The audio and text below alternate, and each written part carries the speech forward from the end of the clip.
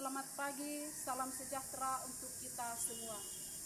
Perkenalkan, nama saya Tabita Tasikarain, SPD, Guru Pendidikan Agama Katolik dan Budi Pekerti di UPTD SMK Negeri 1 Mamasa, Kabupaten Mamasa, Sulawesi Barat, sekaligus peserta pendidikan profesi guru transformasi dalam jabatan Kemenak PET 1 tahun 2025. Mata pelajaran pendidikan agama Katolik, kampus Sekolah Tinggi Katolik Santo Yakobus Merauke. Pada hari ini, Rabu tanggal 7 Mei 2025, saya akan melaksanakan uji kinerja praktik pembelajaran dengan tema Sengsara dan Wafat Yesus di kelas 10 PASE UPTD SMK Negeri 1 Mamasa. Semoga video ini bermanfaat. Selamat menyaksikan. Bersedia satu.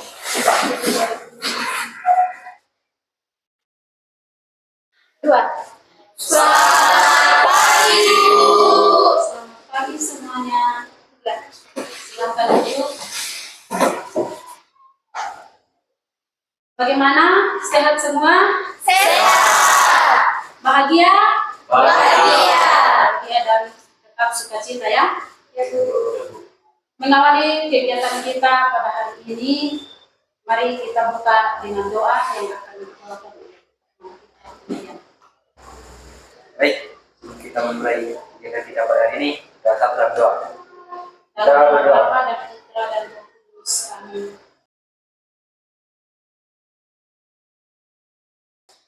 Yesus, Tuhan dan Juru Selamat kami. Amin. Dalam nama Bapa dan Putra dan Roh Kudus. Terima kasih yang kita dalam doa. Nah, sebelum kita masuk di pelajaran kita hari ini, saya akan mengecek siapa-siapa yang hadir saat ini dan siapa. Ingat namanya ya. Alia, Efraim, Elsa, Hadir, Bu. William, Haleluya. Darmawati. Oke, jadi semuanya bisa hadir ya. Semua sehat, kita bersyukur kita boleh hadir semua untuk pelajaran hari ini. Dan kita sudah minggu lalu kita sudah mempelajari Yesus mengatakan dan memperjuangkan kerajaan Allah. Lalu hari ini kita akan masuk materi subtema sengsara dan wafat Yesus. Lalu sebelum kita masuk di materi kita, saya akan mengajukan beberapa pertanyaan dari pertanyaan sudah ada di layar. Sejauh mana kita pemahaman kita tentang wafat Yesus? Lalu apa saja kisah sengsara Yesus? Misalnya itu yang pertama, apa ada yang tahu? Apa makna peristiwa wafat Yesus?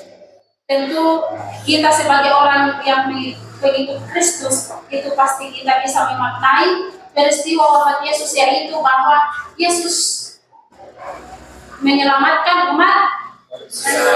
Yesus menebus dosa Manusia. Ya, itu penderitaan Yesus itu sebenarnya untuk menebus dosa-dosa kita manusia. Siapa itu dibilang manusia? Siapa yang disebut manusia? Adalah kita semua yang menjadi pengikut Yesus. Lalu di sini apa penyebabnya? Apa penyebab sengsara dan wafat Yesus? Lalu penyebab sengsara Yesus yang paling jelas itu adalah dosa manusia. Dosa manusia, karena kita manusia jatuh dalam Dosa. sejak zamannya siapa? Manusia pertama? Adam dan Hawa. Itulah yang menyebabkan Yesus mengalami penderitaan sampai mati di kayu salib. Lalu ada dalam Injil juga yang dikisahkan Yesus sengsara Yesus. Ceritakan itu dalam Injil. Kalau kita rajin membaca suci Injil, kalau Injil 4 Injil itu di situ dijelaskan bagaimana Yesus menderita sampai mati di kayu salib, bahkan sampai pada dikubur dan bangkit. Itu ini, yaitu kita diharapkan atau peserta didik memahami makna sengsara Yesus dan wafat Yesus sebagai jalan Allah untuk menyelamatkan manusia dan sebagai tanda agung dari kewartaannya tentang kerajaan Allah, sehingga peserta didik bersedia mengikuti dan meneladani Yesus untuk berkorban demi memperjuangkan kebahagiaan sesamanya dalam hidup sehari-hari. Yaitu tujuan pembelajaran kita hari ini yang harus kita capai. Dan bagaimana kita capai itu kita akan berproses untuk selanjutnya. Lalu metode pembelajaran kita hari ini yaitu PBL. Yang pertama ini kita akan mengidentifikasi masalah, lalu masuk dalam kelompok, lalu diskusi dan presentasi. Setelah itu ada penugasan, baru refleksi. Itulah proses pembelajaran yang akan kita lalui pada pagi hari ini. Karena kita sudah lihat itu bagaimana pelajaran kita minggu lalu, Yesus berusaha mewujudkan kehendak Allah dengan mewartakan Injil kerajaan Allah agar dia mendengarnya, percaya dan bisa menata hidup sesuai dengan kehendak Allah. Tetapi tidak semua menanggapinya secara positif. Sebab ada kelompok orang Yahudi yang mempunyai pengaruh dalam masyarakat menolak dia atau Yesus. Bahkan dia merencanakan untuk membunuh Yesus. Lalu maksud baik Yesus dibalas dengan kejahatan.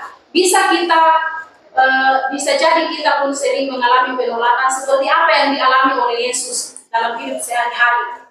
Untuk itu, sebelum kita masuk di pelajaran kita selanjutnya, ada video yang akan kita lihat dulu untuk mengantar kita yang supaya bisa masuk semakin mendalami sengsara dan wafat Yesus. Nah, ini menggali pengalaman hidup kebaikan dibalas dengan kejahatan. Ini yang akan kita coba lihat.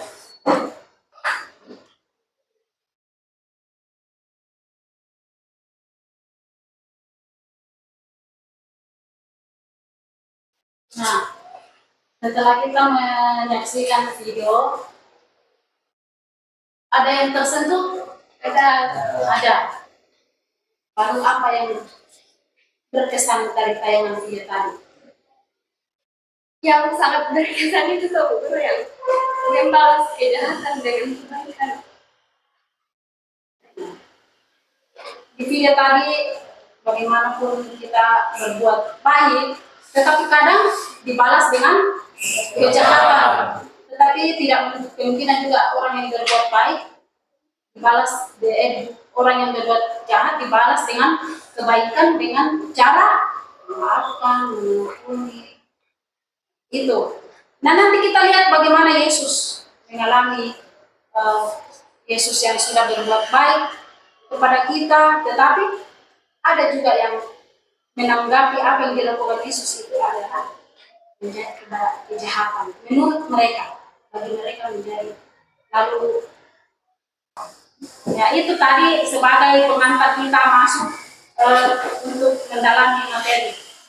Lalu di sini ada tadi barang siapa mengorbankan diri bagi kebahagiaan orang lain, maka ia akan memperoleh lebih dari yang sudah dikorbankannya. Apakah kalian pernah merasakan hal itu?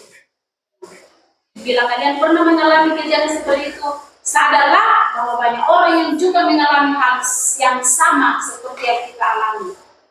Jauh sebelumnya atau sebelum kita lahir 2000 tahun yang lalu, Yesus sudah mengalami hal itu.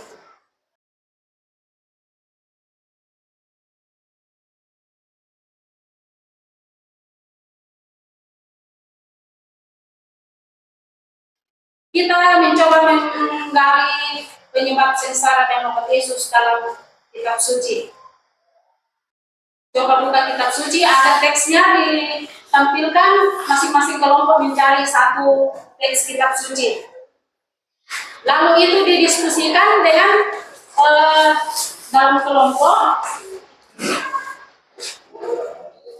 ini dalam kelompok didiskusikan dengan berdasarkan pertanyaan yang ada di bawah.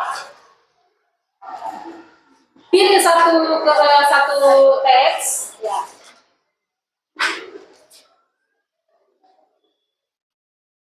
Kalau ada yang pilih Markus 2 ayat 14 sampai 17, Markus 3 ayat 1 sampai 6, dan Yohanes 5 ayat 1 sampai 18. Itu dibaca lalu didiskusikan, lalu ada pertanyaan di bawah bisa dijawab secara berkelompok. Ini, siapakah yang terlibat dalam penyaliban Yesus?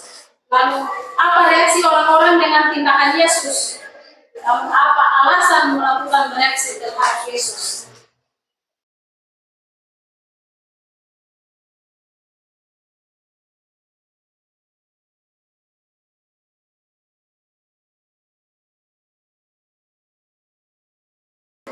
Yang pertanyaan di depan ini ada yang tidak jelas? Jelas. Kalau ada yang tidak jelas, boleh angkat tangan supaya bisa carikan solusi, tidak pasti sama.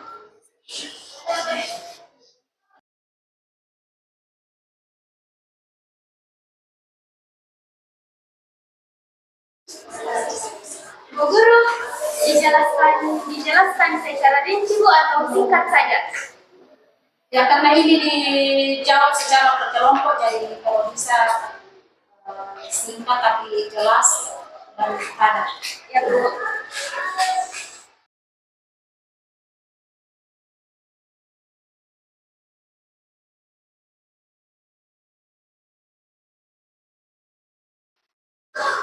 Bagaimana, sudah semua? Sudah. Dijawab? Sudah Bu. Sudah siap jawabannya untuk dibacakan? Ya. Siap. Ya, untuk masuk masing-masing kelompok, saya persilakan kelompok 1. Satu, siapakah yang terlibat dalam penyaliban Yesus? Yang terlibat dalam penyaliban Yesus yakni imam-imam kepala dan ahli Taurat, Yudas Iskariot, Pontius Pilatus, rakyat masa Yahudi yang berkumpul, Serdadu Romawi, Simon dan Kirene, dan yang diselipkan bersama Yesus, orang-orang yang lewat dan para imam.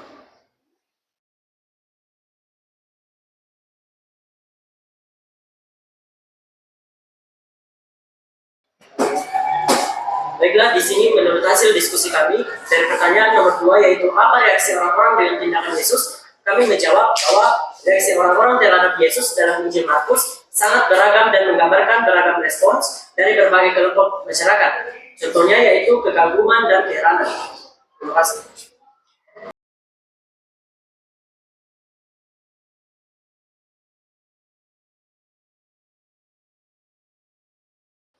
Ada yang sudah selesai menjawab?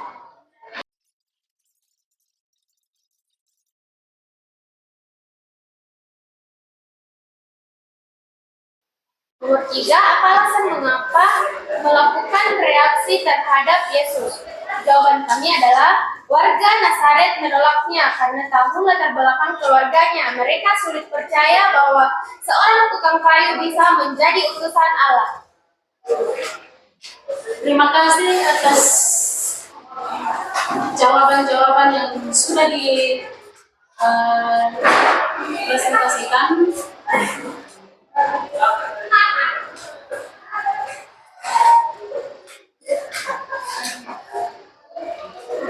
Masih ada yang belum jelas? Jelas. Jelas semua? Berarti sudah dipahami ya apa penyebab dari sengsara dan wafat Yesus.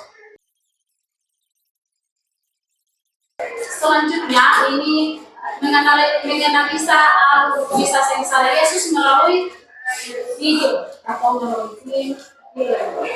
Lalu sebelum itu saya harap kita siap karena ini akan menunjukkan kisah sengsara Yesus, dan nanti akan kita lihat apa yang dialami Yesus. Intinya itu bahwa Yesus menderita karena kita, karena kita manusia yang sudah jatuh dalam dosa.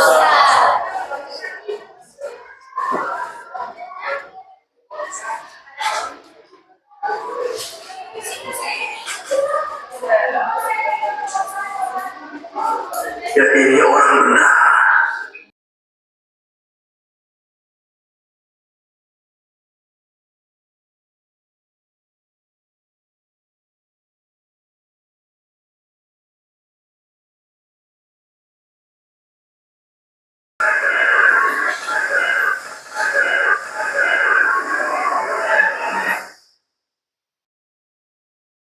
Semua pegang.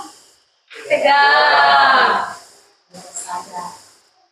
Itu kita sudah menyaksikan bagaimana penderitaan Yesus sejak dia digenapi oleh siapa yang mendengar? Para muridnya.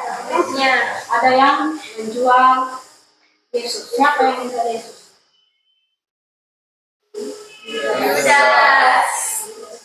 Lalu siapa yang menyangkal Yesus? Tadi Petrus.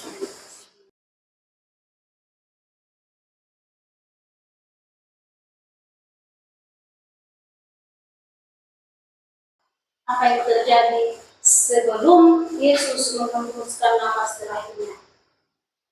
Siapa yang disembah? Baik Allah terbelah menjadi dua. Nah, baik Allah terbelah menjadi dua, tapi sebelum itu masih ada peristiwa satu yang sebelum baik Allah terbelah dua. Nah, bumi menjadi gelap atau daerah sekitar itu menjadi gelap.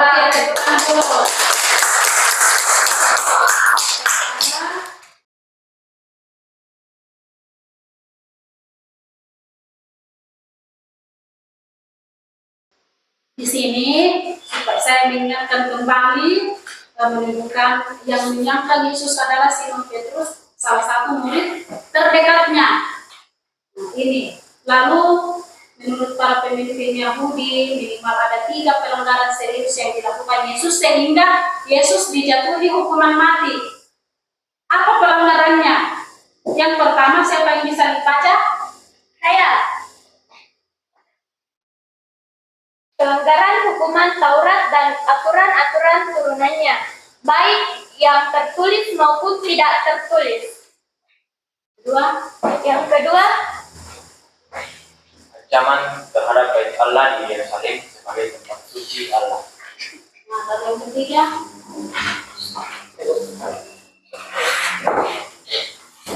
Pelanggaran serius yang dilakukan oleh Yesus menurut para pemimpin agama Yahudi, yaitu yang ketiga, menodai iman dan akan Allah juru selamat satu-satunya. Sementara itu, untuk penguasa Romawi, Yesus dianggap mengganggu stabilitas keamanan.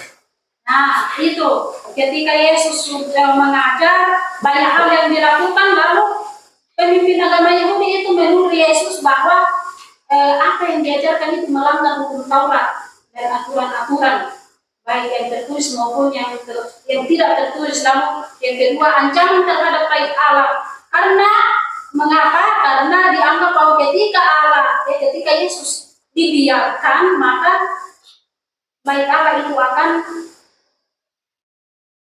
rusak. Kita sudah menonton, lalu ada makna wafat Yesus. Siapa yang bisa baca? saya. Adalah wafat Yesus sebagai bukti ketaatan Yesus kepada Bapa. Tindakan penyerahan diri Yesus secara total kepada Allah itu ditegaskan oleh Santo Paulus kepada umat di Filipi, dan dalam keadaan sebagai manusia ia telah merendahkan dirinya dan sampai mati, bahwa sampai mati di kayu salib. Nah, itu saya simpulkan makna wafat Yesus menekankan beberapa hal. Yang pertama, kasih yang tanpa batas. Yesus rela menderita dan wafat untuk menyelamatkan umat manusia dari dosa. Ini adalah wujud kasih Allah yang tak terhingga kepada manusia. Lalu yang kedua, ketaatan kepada kehendak Allah. Yesus taat kepada kehendak Allah. Yesus meskipun menderita tetap taat kepada kehendak Allah, bahkan wafat di kayu salib. Ini menunjukkan teladan ketaatan dan penyerahan diri kepada Tuhan. Lalu yang keempat, penebusan dosa. Nah, tadi penebusan dosa. Kematian Yesus di salib dianggap sebagai pengorbanan yang menghapus dosa manusia, membuka jalan bagi keselamatan bagi siapa saja yang percaya kepadanya. Lalu keempat, kemenangan atas maut. Meskipun Yesus mati di kayu salib, tetapi pada hari yang ketiga ia bangkit. Ini menunjukkan bahwa maut tidak dapat menguasainya. Dan bagi orang yang percaya, maut bukan lagi sesuatu yang menakutkan, karena ada harapan akan dibangkitkan dan hidup kekal. Yohanes 19 ayat 31 sampai 37 dengan Markus 15 42 ayat sampai 47. Itu kita bandingkan apa makna Yesus dimakamkan.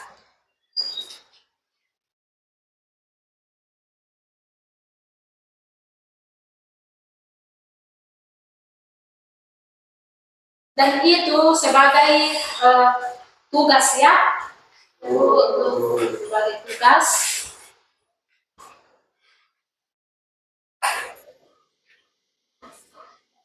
Saya bagikan kertas untuk ditempati, catat jawabannya, dan sebentar saya kumpulkan ya. Ya Bu.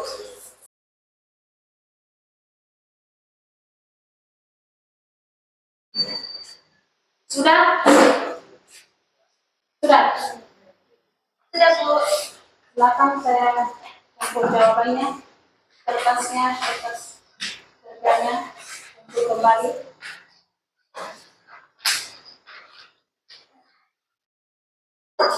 Masih ada?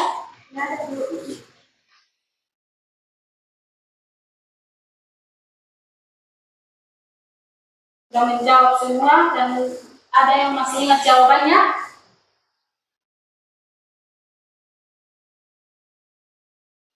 Ketiga, ada juga yang masih ingat jawabannya? Silakan. Alasan Kristus turun ke tempat penantian yaitu untuk mengalahkan iblis secara total. Selama hidupnya Yesus sudah menunjukkan kuasanya untuk mengalahkan kuasa iblis. Oke, jawaban semua.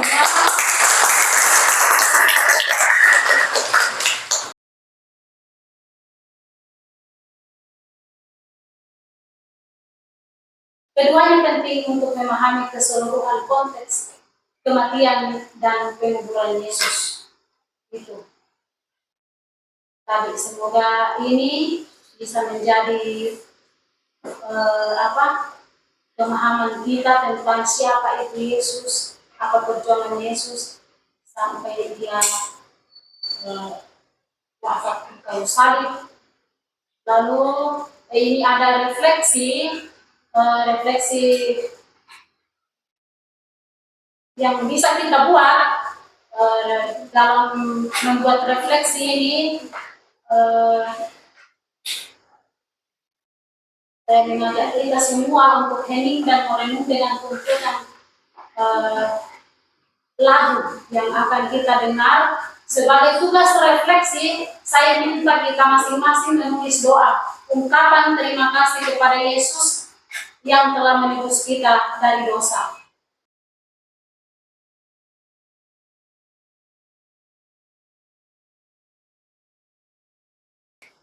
Lalu bagaimana? Sudah semua menulis doa atau puisi atau ungkapan hatinya kepada Yesus? Sudah. Jadi itu ungkapan hatinya kepada Yesus bisa dibawa pulang dan sering-sering dibaca atau ditempatkan di dalam kamar, atau bisa dibuat lagi lebih bagus, dijadikan satu poster mungkin supaya bisa ditempel di kamarnya, supaya sering dilihat. Oh, saya inilah, ini doa atau puisi atau apalah yang saya bisa ungkapkan kepada Yesus yang telah menebus saya, telah membebaskan saya dari dosa, telah mengampuni dosa saya, dan membuat hidup saya menjadi lebih berarti di hadapan Tuhan. Lalu ini ada aksi yang bisa kita buat, mengunjungi orang-orang yang sakit, yang ada di rumah sakit. Itu aksinya bisa kita buat.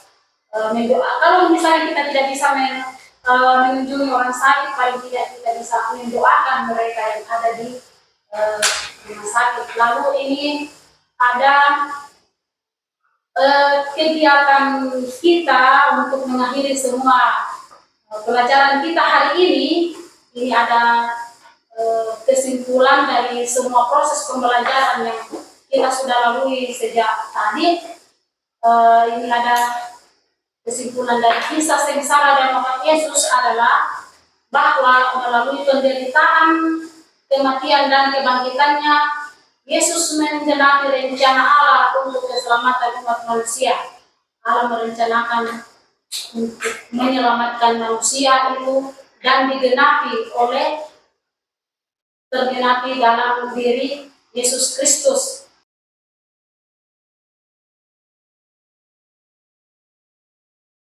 Lalu penyalibannya menunjukkan betapa besar kasih Allah kepada manusia, kepada dunia, karena Yesus rela mengorbankan dirinya demi keselamatan setiap orang yang percaya kepadanya. Kematiannya juga memperlihatkan bahwa melalui penderitaan ada harapan dan kemenangan, yang kemudian dilanjutkan dengan kebangkitannya sebagai tanda kemenangan atas dosa dan kematian. Maka kebangkitan Yesus itu adalah sebagai tanda kemenangan Yesus dari dosa kita. Maka kita semua sebagai pengikut Yesus ada pesan, kita sebagai pengikut Yesus Kristus harus mau dan mampu mengikuti teladan Yesus, khususnya mau menderita, berani berkorban, hidup sederhana, setia, taat, serta saling menghargai dan saling melayani. Dan itu kita praktekkan dalam kehidupan kita sehari-hari. Maka dengan demikian pelajaran kita hari ini cukup sampai di sini. Kita dipimpin oleh Darmawati membawakan doa sebagai akhir dari proses pembelajaran kita hari ini. Silakan Darmawati membimbing kita dalam doa.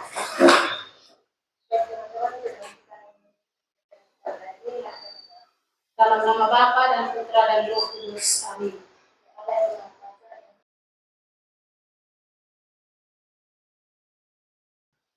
Ketaatan sejati doa kami sampaikan dengan perantaraan Kristus. Terima kasih. Yang satu. Dua. Terima kasih. Terima kasih semuanya. Selamat siang.